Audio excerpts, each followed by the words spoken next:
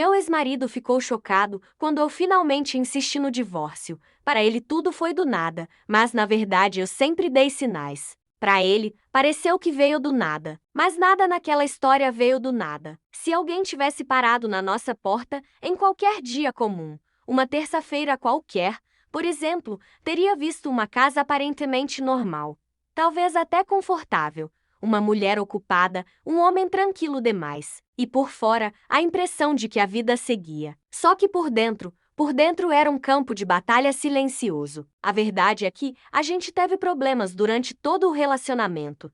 Não eram aqueles problemas explosivos que quebram pratos na parede.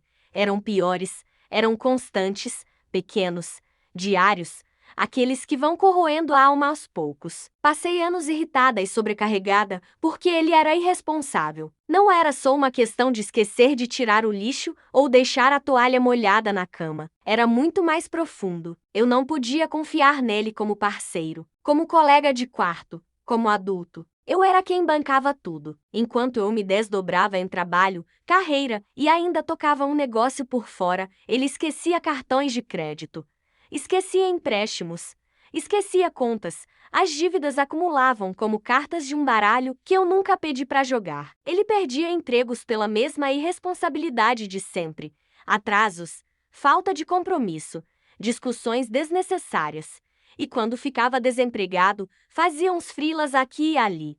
Nada constante, nada que desse segurança. Eu tô tentando, ele dizia, mas tentar não pagava a conta. Eu que dava da cozinha, da limpeza, da organização da casa, da minha carreira e do nosso sustento. Ele ajudava aqui e ali, mas sempre virava uma complicação. Era como pedir ajuda e ganhar mais trabalho. Então eu fazia sozinha. E ele era muito bagunceiro. Não era desorganização normal. Era caos. Eu limpava a casa inteira no domingo. Na quarta-feira, parecia que um furacão tinha passado. Papéis amassados espalhados. Embalagens abertas. Pratos com comida pela metade esquecidos pela casa. Copos largados em qualquer superfície. Era nojento. Eu chegava cansada do trabalho e encontrava aquilo. E limpava de novo. E de novo. E de novo. Enquanto isso, ele adorava me dar presentes que eu não queria. Coisas que eu nunca mencionei. Compradas com o meu dinheiro ou com o pouco que ele tinha e que deveria estar guardando. Olha o que eu comprei para você. Eu sorria sem vontade. Obrigada. Por dentro, eu fervia. Ele também gostava de aproveitar a vida. Saídas impulsivas.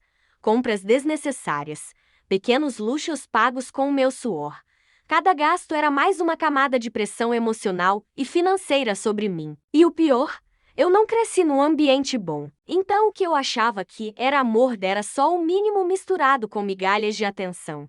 Eu confundia esforço básico com dedicação. Confundia ausência de agressão com parceria. Eu tolerava demais. O fardo ficou constante, pesado, como carregar uma mochila cheia de pedras todos os dias e fingir que estava tudo bem. Eu me comunicava. Muito, eu preciso de ajuda. Eu tô exausta. Isso não tá funcionando. Conversas longas, promessas, melhoras temporárias. Depois tudo voltava ao normal. Nada mudava de verdade. Eu comecei a ter crises frequentes. Crises de choro no banheiro. Crises de ansiedade antes de chegar em casa. Crises de raiva por coisas pequenas, porque as grandes já estavam entaladas na garganta há anos. E eu fui me tornando alguém que eu não gostava. Eu era amarga, impaciente, sempre irritada, sempre cansada, ressentida. Eu olhava no espelho e pensava: quem é você? Achava que tinha algo errado comigo. Achava que minha comunicação era ruim. Achava que ou era uma pessoa naturalmente infeliz. Achava que eu era louca. Eu me perguntava como outras mulheres conseguiam ser leves. Como conseguiam amar com tranquilidade. Porque eu estava sempre com raiva. Talvez o problema fosse eu. Talvez eu fosse difícil demais. Exigente demais. Sensível demais. Eu não queria mais ser aquela versão amarga de mim. Então, eventualmente, fiz o que muitas pessoas fazem quando estão cansadas demais para continuar lutando. Eu parei de reclamar, parei de discutir, parei de pedir ajuda. Entrei no modo automático. Foram uns 7, 8 meses assim. Eu fingia felicidade, eu sorria, eu dizia que estava tudo bem. Eu já não esperava mudança nenhuma, então também não me frustrava tanto. Por fora, eu parecia mais calma. Por dentro, eu estava anestesiada. E essa anestesia foi perigosa. Porque quando você para de sentir a raiva, às vezes para de sentir tudo, inclusive a esperança. Teve um momento em que eu cheguei a um ponto muito escuro. Um ponto em que a ideia de continuar vivendo daquela forma parecia insuportável. Eu não vou entrar em detalhes, porque não são eles que importam. O que importa é que eu percebi, ali, que se eu quisesse viver, eu não podia mais viver daquele jeito. Aquilo me sacudiu. Não foi sobre morrer. Foi sobre não querer mais aquela vida. Eu entendi que o problema não era eu ser louca. O problema era estar presa numa situação que estava me apagando. Meu ex ficou chocado porque ele via meu desligamento emocional como felicidade. Para ele, eu finalmente tinha parado de reclamar. Ele achava que a gente estava bem. Então, quando eu disse, eu quero o divórcio, ele me olhou como se eu tivesse jogado uma bomba no meio da sala. Mas do nada, como se anos de conversa não tivessem existido. Como se as noites chorando não tivessem existido. Como se os pedidos de ajuda não tivessem existido. Para ele, o silêncio era paz. Para mim, era desistência. O processo foi doloroso. Divórcio nunca é simples. Existe papelada, divisão, conversas difíceis. Existe a culpa.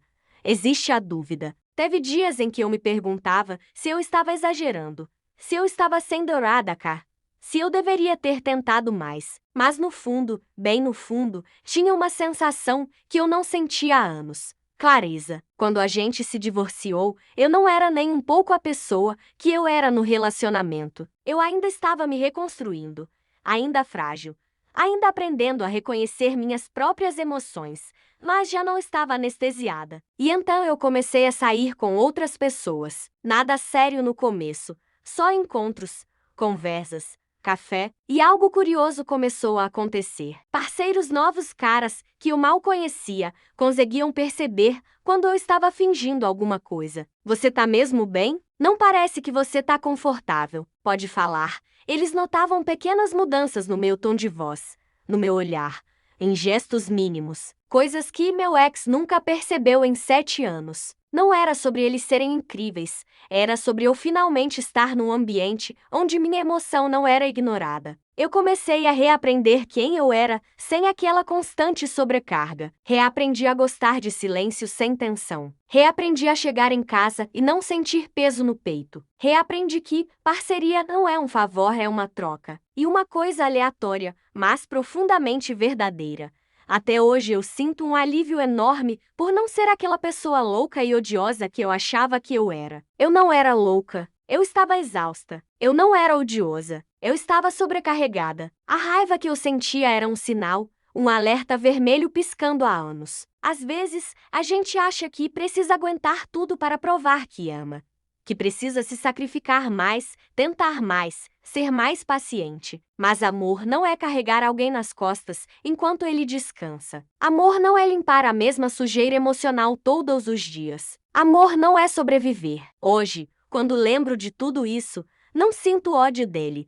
Sinto uma espécie de tristeza distante, porque ele realmente não entendeu, e talvez nunca entenda. Mas eu entendi. Entendi que paz não é ausência de briga, é ausência de peso constante. Entendi que ser ouvida não é luxo. Entendi que minha saúde emocional não é negociável. E, principalmente, entendi que nada veio do nada. O divórcio foi só o último capítulo de uma história que já estava gritando por fim há muito tempo. E, ironicamente, foi ali que a minha vida começou de verdade.